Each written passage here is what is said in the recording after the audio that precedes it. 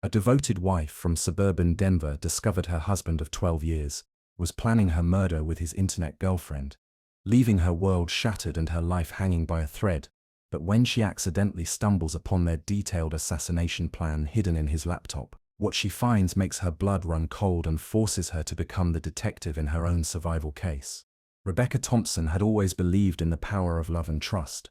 At 34 years old, she had built what appeared to be the perfect life in the quiet neighborhood of Thornfield Heights, Denver, Colorado. Her two children, 9-year-old Isabella and 7-year-old Noah, filled their colonial-style home with laughter and joy. Marcus, her husband of 12 years, had worked his way up to become one of Denver's most successful real estate developers, providing their family with financial security and comfort.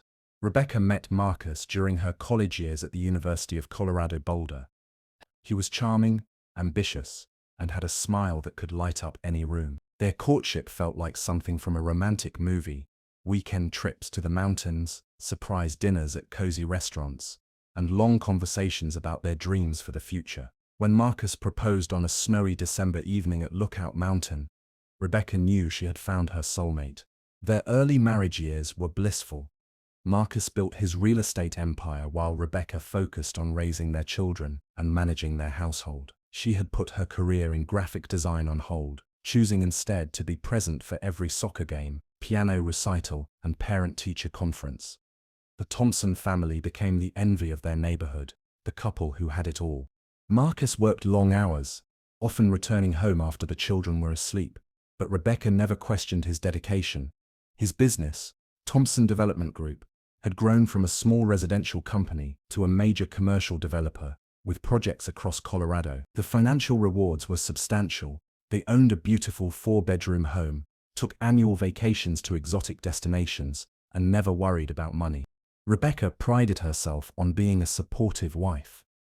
She attended every business function, hosted dinner parties for Marcus's clients, and maintained their home with meticulous care. Her friends often commented on how lucky she was to have such a successful husband, who provided so well for his family. Rebecca agreed wholeheartedly. She felt blessed beyond measure.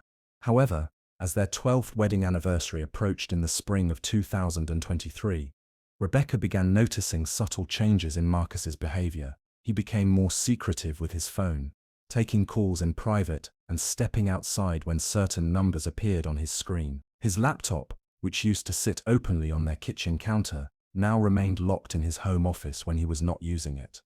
Initially, Rebecca attributed these changes to work stress. Marcus had mentioned several challenging projects and difficult clients. The real estate market had become increasingly competitive, and she assumed the pressure was affecting him. She tried to be understanding, preparing his favorite meals and giving him space when he seemed overwhelmed. But the changes continued to escalate. Marcus began working even later hours, sometimes not returning home until well past midnight. Weekend family time became rare, with Marcus claiming urgent business meetings or site visits that could not be postponed. Their conversations grew shorter and less meaningful, focusing mainly on household logistics and the children's schedules. Rebecca found herself feeling lonely in her own marriage. The man who once shared every detail of his day now spoke in vague generalities about work. When she tried to express her concerns, Marcus would dismiss them with explanations about the demanding nature of his business. He assured her that once his current projects were completed, things would return to normal. The most troubling change was Marcus's treatment of their children. Previously, an engaged father who helped with homework and attended every school event, he became distant and distracted. Isabella and Noah began asking why Daddy was never around anymore. Rebecca found herself making excuses for his absence, protecting the children from feeling rejected, while simultaneously questioning what was happening to their family. Despite these concerns, Rebecca maintained faith in their marriage.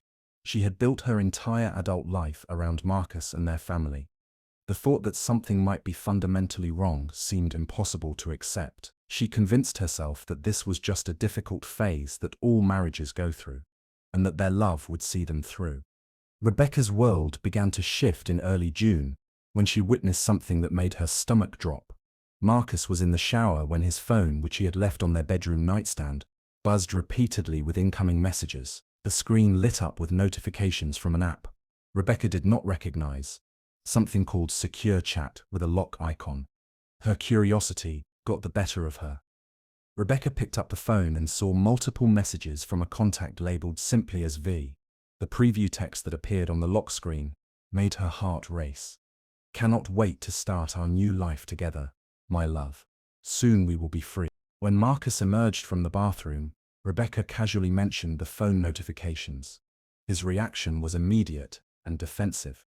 He grabbed the phone quickly, his face flushing red as he claimed it was spam messages that somehow got through his filters. The explanation felt hollow, but Rebecca chose to believe him rather than confront the growing doubt in her mind. Over the following weeks, Rebecca found herself paying closer attention to Marcus's digital habits. She noticed he had installed several new apps on his phone that required passwords and fingerprint access. His laptop, which previously had a simple password she knew, now required biometric authentication that locked her out completely. Marcus's phone behavior became increasingly secretive. He would receive calls and immediately step outside or go to his office, closing the door behind him. Text messages would arrive throughout the day, causing him to smile in ways Rebecca had not seen in months. When she asked about these communications, Marcus would claim they were from business associates or contractors working on his projects. The breaking point came during a family barbecue in late June. Marcus's phone rang while he was grilling hamburgers for the children. He answered without looking at the caller identification, and Rebecca heard him say, "Hey, beautiful, I cannot talk right now, but I miss you too." When he realized Rebecca was within earshot, his expression changed dramatically. He quickly ended the call and claimed it was a female business partner who was going through a divorce and needed emotional support. Rebecca's instincts screamed that something was wrong, but she lacked concrete evidence to support her suspicions. She began researching online about infidelity signs and discovered that many of Marcus's behaviors matched patterns described by relationship experts. The secretive phone usage, emotional distance, working late hours, and defensive reactions were all classic indicators of an affair. Determined to uncover the truth, Rebecca decided to conduct her own investigation. She started by observing Marcus more carefully, noting his patterns and routines. She discovered that he spent considerable time in his home office with the door locked, claiming to work on proposals and contracts. During these sessions, she could sometimes hear him talking quietly, as if having phone conversations he did not want overheard. Rebecca also began paying attention to their financial accounts. While Marcus handled most of their business finances, they shared personal checking and savings accounts. She noticed several unusual charges on their credit cards, restaurant bills from places they had never visited together, hotel charges in nearby cities where Marcus claimed no business meetings occurred, and purchases from jewelry stores for items she had never received. The most concerning discovery came when Rebecca found receipts in Marcus's car for a storage unit rental. When she asked him about it, he claimed he was storing extra office furniture and supplies to declutter his workplace. However, the monthly rental fee seemed excessive for simple storage, and Rebecca could not understand why he had not mentioned this expense previously. Rebecca's investigation took on new urgency when she discovered that Marcus had opened a separate bank account without telling her. While reviewing their joint account statements, she noticed regular transfers to an account number she did not recognize. When she confronted Marcus about these transfers, he became angry and accused her of being paranoid and controlling. The emotional toll of her suspicions began affecting every aspect of Rebecca's life. She found herself unable to sleep, constantly worried about what Marcus might be hiding. Her interactions with the children became strained as she struggled to maintain normalcy while processing her fears. Friends began commenting that she seemed distracted and stressed, but Rebecca felt unable to share her concerns without concrete proof. Marcus's behavior continued to deteriorate throughout the summer. He became increasingly critical of Rebecca, finding fault with her appearance, her parenting, and her management of their household. These criticisms felt particularly cruel given that Rebecca had devoted herself entirely to supporting his career and raising their children. The loving, supportive husband she had married seemed to be disappearing before her eyes. By August, Rebecca realized that her marriage was in serious crisis. Whether Marcus was having an affair or dealing with other issues, their relationship had become toxic and unsustainable. She began considering her options, including couples counseling or separation. but she needed to understand the full scope of what she was dealing with before making any major decisions. The final piece of the puzzle would come in a way Rebecca never expected, revealing that her worst fears about infidelity were actually the least of her problems. What she was about to discover would transform her from a suspicious wife into a woman fighting for her very survival. Labor Day weekend arrived, with an unseasonable warmth that filled Denver with the last breath of summer. Marcus announced that he needed to attend an emergency business meeting in Colorado Springs, leaving Rebecca alone with Isabella and Noah for the entire 3-day weekend. This sudden trip raised Rebecca's suspicions further, as she could not recall any previous business meetings that required weekend travel. After Marcus departed on Saturday morning, Rebecca decided this would be the perfect opportunity to investigate his home office thoroughly. She had been planning this search for weeks, but Marcus's constant presence at home had prevented her from acting. With the children occupied watching movies in the living room, Rebecca approached the office door with a mixture of determination and fear. Marcus's office had always been his private sanctuary, and Rebecca rarely entered without invitation.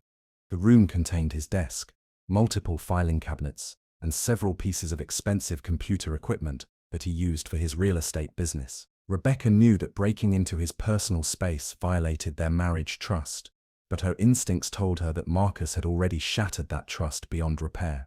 The desk drawers were locked, but Rebecca remembered seeing Marcus hide a spare key in a small magnetic container under his desk. Her hands trembled as she searched for the hidden key, wondering what secret she might uncover. When she finally located the container and opened the first drawer, her initial discovery seemed relatively innocent. Business cards, office supplies, and project files for various real estate developments. However, the bottom drawer contained something that made Rebecca's blood run cold. Hidden beneath a stack of property contracts was a manila folder labeled Personal Insurance Documents. Inside, Rebecca found life insurance policies on herself that she had never seen before. The policies were substantial, 2 separate policies totaling $2 million, both taken out within the past 6 months without her knowledge. Rebecca's hands shook as she photographed each document with her phone. The paperwork showed that Marcus had forged her signature on the applications and had been paying the premiums from their joint account under generic transaction descriptions that Rebecca had not questioned. Most disturbing was the beneficiary information. Marcus was listed as the primary beneficiary, with a secondary beneficiary listed as Vanessa Sterling. The name Vanessa Sterling meant nothing to Rebecca, but she suspected this might be the mysterious V from Marcus's secret messages. Rebecca continued searching through the folder and discovered additional documents that painted an increasingly frightening picture. There were printouts of Rebecca's daily routines, including her exercise schedule, grocery shopping times, and regular activities with the children. Marcus had been tracking her movements with disturbing precision. The documents showed that he knew she went to the gym every Tuesday and Thursday morning at 9 o'clock, shopped for groceries every Saturday afternoon, and took the children to soccer practice every Wednesday evening. This level of surveillance suggested planning that went far beyond a simple affair. Rebecca's investigation took a terrifying turn when she successfully accessed Marcus's laptop computer.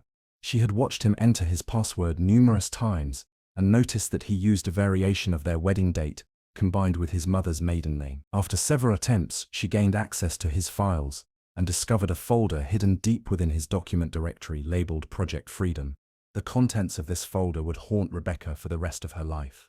Marcus and Vanessa had been planning Rebecca's murder for months, documenting every detail with the precision of professional criminals. Their communications, saved in encrypted files, revealed a relationship that had begun over a year ago through an online real estate investment forum. Vanessa Sterling was a 31-year-old financial advisor from Phoenix, Arizona, who had initially contacted Marcus about potential investment opportunities in Colorado. Their business relationship had quickly evolved into a romantic affair, conducted entirely through secure messaging apps and clandestine meetings in various cities between Denver and Phoenix. The murder plot was elaborate and designed to appear accidental. Marcus and Vanessa had researched various methods before settling on a plan that involved tampering with Rebecca's car. They intended to cause a brake failure during one of her regular driving routes, creating what would appear to be a tragic accident on a mountain road where Rebecca often drove to visit her sister in Golden, Colorado. Rebecca discovered detailed maps of the route, photographs of potential crash sites, and research into automotive brake systems. Marcus had even purchased the necessary tools and equipment to sabotage Rebecca's vehicle, hiding them in the storage unit that Rebecca had discovered earlier. The plan was scheduled to be executed within the next 2 weeks, shortly after Marcus returned from his current trip. The most chilling aspect of the plot was the financial motivation. Marcus's real estate business was failing, despite his efforts to hide this fact from Rebecca. He had accumulated substantial debts and faced potential bankruptcy within months. Rebecca's life insurance money would not only solve his financial problems, but also provide him and Vanessa with enough money to start a new life together in another state. Their communications revealed that Marcus viewed Rebecca as an obstacle to his happiness, rather than as a human being worthy of life and respect. He described her to Vanessa as naive and trusting, making her an easy target for their scheme. They had even discussed how Marcus would comfort their children after Rebecca's death, and eventually introduce Vanessa as their new stepmother.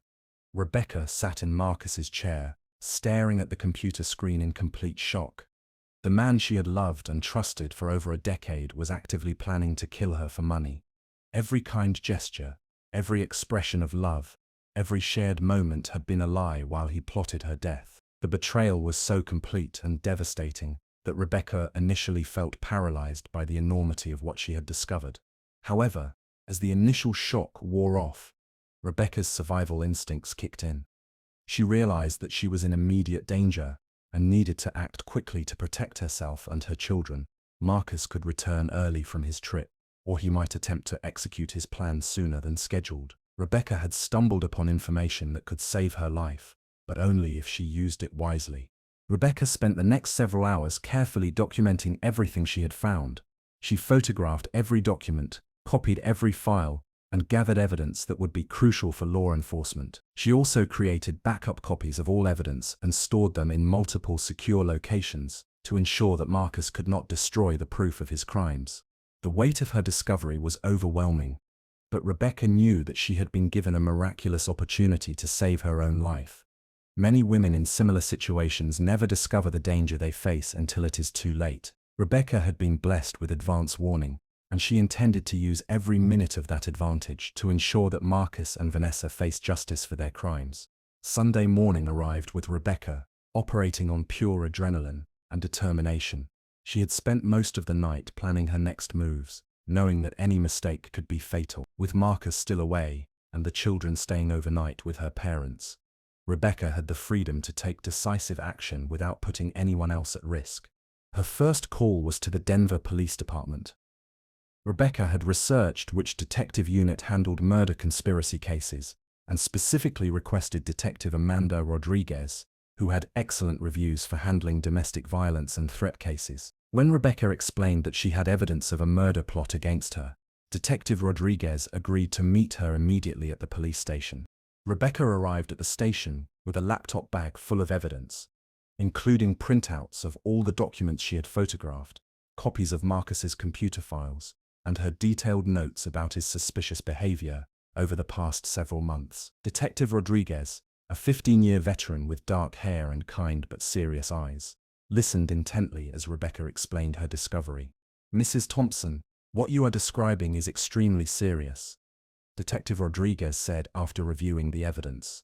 "These documents suggest active planning for your murder, and the timeline indicates imminent danger. We need to move quickly to protect you and gather additional evidence that will stand up in court." Detective Rodriguez immediately contacted the district attorney's office and requested an emergency meeting with prosecutor Michael Chen. Within 2 hours, Rebecca found herself in a conference room with a team of law enforcement professionals who were taking her case very seriously. The evidence she had gathered was compelling, but they needed to build an even stronger case to ensure successful prosecution. The investigation team decided to implement a controlled operation that would allow Marcus and Vanessa to reveal their intentions while law enforcement monitored their activities. Rebecca would return home and act normally while wearing a concealed recording device. Her car would be fitted with hidden cameras and tracking equipment to capture any sabotage attempts. This plan required incredible courage from Rebecca, who would essentially be using herself as bait to catch her husband and his accomplice. Detective Rodriguez assured her that unmarked police units would maintain constant surveillance, and backup officers would be positioned to intervene immediately if Rebecca faced any immediate threat. Monday evening, Marcus returned from his trip in an unusually good mood. He brought gifts for the children and seemed more affectionate toward Rebecca than he had been in months. This behavior chilled Rebecca to her core, as she now understood that his kindness was part of his deception. He was preparing to murder her, while pretending to be a loving husband. Rebecca's acting skills were put to the ultimate test as she pretended that everything was normal. She cooked Marcus's favorite dinner, helped the children with their homework, and engaged in casual conversation about his business trip. Meanwhile, every word was being recorded by the sophisticated equipment that law enforcement had installed throughout their home. The breakthrough came on Wednesday evening, when Vanessa called Marcus while he thought Rebecca was upstairs helping Noah with his bath. The recording equipment captured both sides of their conversation as they discussed the final details of their murder plan. Marcus confirmed that he would tamper with Rebecca's car the following morning while she was at the gym, creating the brake failure that would cause her fatal accident. "Everything is in place." "Beautiful," Marcus said to Vanessa. "By this time next week, we will be free to start our new life together. The insurance money will solve all our problems, and no one will ever suspect anything other than a tragic accident." Vanessa's response was equally damning. "I cannot wait to meet Isabella and Noah properly. It will be so much easier to win them over when they are grieving their mother."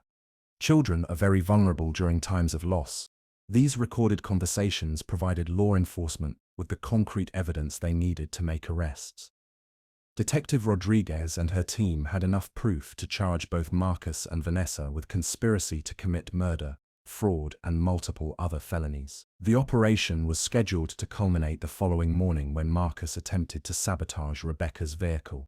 Thursday morning arrived with Rebecca feeling a mixture of terror and anticipation.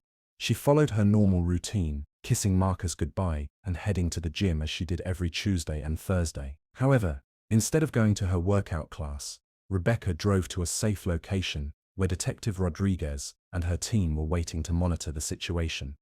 Marcus proceeded exactly as planned. Hidden cameras captured him accessing Rebecca's car in their garage and tampering with the brake system using tools he retrieved from his secret storage unit. His actions were methodical and confident, suggesting that he had practiced the sabotage technique multiple times.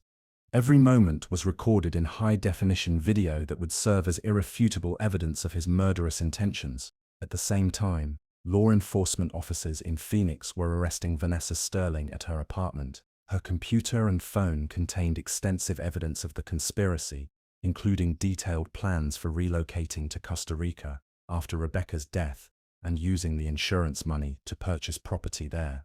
The coordinated arrests took place simultaneously at 10:30 on Thursday morning. Marcus was handcuffed in the garage, where he had just finished sabotaging Rebecca's car, while Vanessa was arrested 1,500 miles away as she prepared for her flight to Denver to witness what she believed would be Rebecca's death.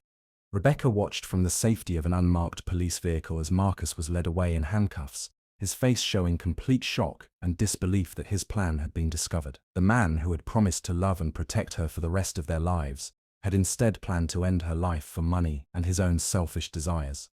The legal proceedings that followed moved swiftly through the Colorado court system. Marcus Thompson and Vanessa Sterling faced multiple charges, including conspiracy to commit first-degree murder, insurance fraud, forgery, and stalking. The evidence against them was overwhelming, thanks to Rebecca's courage in gathering documentation and cooperating with law enforcement. Both defendants initially attempted to claim innocence, but the recorded conversations, documented evidence, and physical proof of the car sabotage made their guilt undeniable. Marcus's attorney tried to negotiate a plea deal, while Vanessa maintained her innocence until confronted with the extensive digital trail of their communications. The trial lasted 3 weeks and drew significant media attention throughout Colorado. Rebecca testified about her discovery of the plot and her cooperation with law enforcement, displaying remarkable composure as she faced the man who had planned her death. Her testimony was both heartbreaking and inspiring, as she described maintaining faith in love and family, despite experiencing the ultimate betrayal. Marcus was sentenced to 25 years in prison, without the possibility of parole. while Vanessa received 20 years for her role in the conspiracy. Both were also ordered to pay substantial restitution to cover Rebecca's legal expenses and the costs of relocating to ensure her family's safety.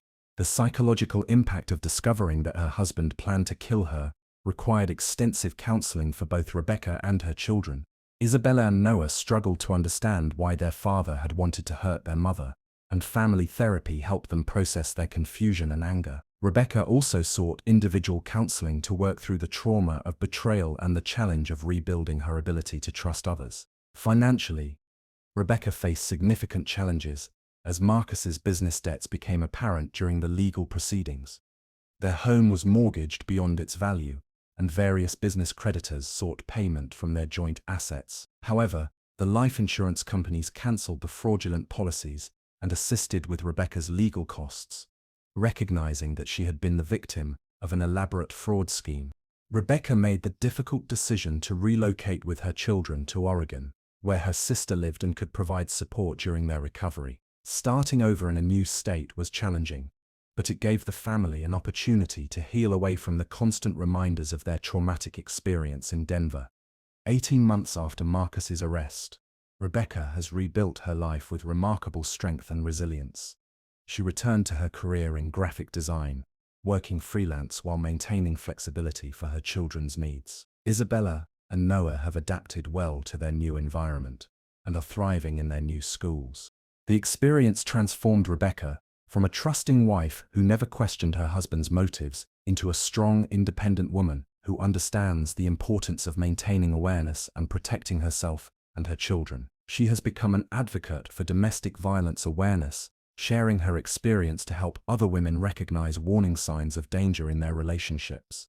Rebecca's case also led to changes in Colorado law regarding spousal consent for life insurance policies. Legislation now requires additional verification and cooling-off periods for large policies, making it more difficult for criminals to commit similar fraud schemes. Despite the trauma she endured, Rebecca maintains faith in love and human goodness.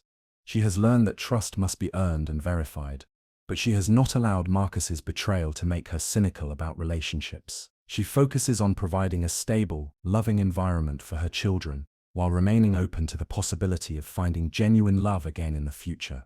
The most important lesson from Rebecca's experience is the power of trusting one's instincts. Her suspicions about Marcus's changed behavior saved her life, even though she initially tried to dismiss her concerns. Women facing similar situations should understand that their intuition often recognizes danger before their conscious mind can process the threat.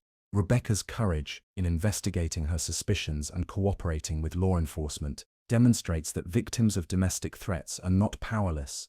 With proper support and resources, they can take action to protect themselves and seek justice against those who would harm them.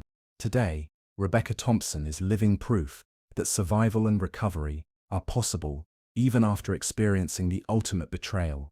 Her determination to protect her children and rebuild their lives serves as an inspiration to anyone facing seemingly impossible challenges. If you found Rebecca's incredible survival experience compelling, you might be interested in more true crime cases, where ordinary people discovered extraordinary threats and fought back to protect themselves and their families. Make sure to subscribe for more stories that demonstrate the power of human courage and resilience in the face of danger.